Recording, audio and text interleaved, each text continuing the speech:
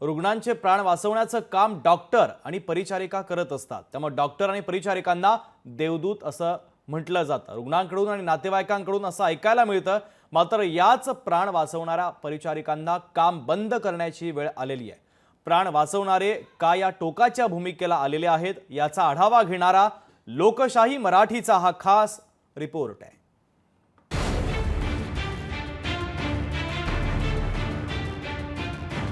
देना होगा, नहीं देंगे तो लड़के लेंगे, हमारी यूनियन हमारी ताकत। रुग्णांचे प्राण वाचवणारे काम बंद करण्याच्या भूमिकेत 800 परिचारिकांचा पगाराकरता काम बंद। परिचारिकांना न्याय कधी? छत्रपती संभाजीनगर शहरातील शासकीय वैद्यकीय महाविद्यालय घाटी रुग्णालयात राज्यभरातील विविध ठिकाणाचे रुग्ण उपचाराकरता येत असतात।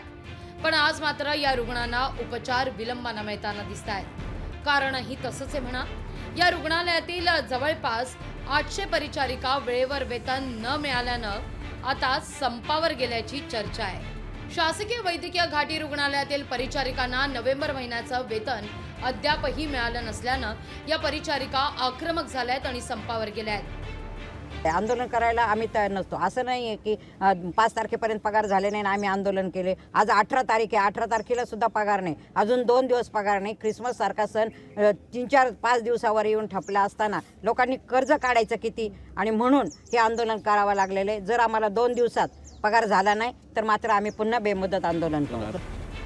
परिचारिकांनी सकाळी 7:30 वाजता काम बंद केलं असता स्वतः शासकीय वैद्यकीय महाविद्यालय घाटी रुग्णालयांचे अधिष्ठाता यांनी लवकरच तुमचं वेतन तुम्हाला दिलं जाईल असं आश्वासन दिलं आणि त्यानंतर मात्र परिचारिकांनी काम बंद आंदोलन मागे घेतलं। मात्र 2 दिवसानंतर न्याय मिळाला नाही तर पुन्हा एकदा काम बंद करण्याचा इशारा देण्यात येतोय। आपले पगार आतापर्यंत वेळेवर झाले, परंतु या महिन्यात जसं सिस्टर म्हणाल्या की आज 18 तारीख आहे, परंतु आपण वेतनाची मागणी केलेली आहे। मला माझं वरिष्ठ स्तरावर बोलणंही झालं आहे आणि आज दुपारपर्यंत त्या बजेट हेडमध्ये पैसे येतील असं सांगण्यात आलेलं आहे। आता परिचारिकांना न्याय मिळणार की पुन्हा संपाचं हत्यार उगारलं जाणार हे पाहणं महत्त्वाचं आहे।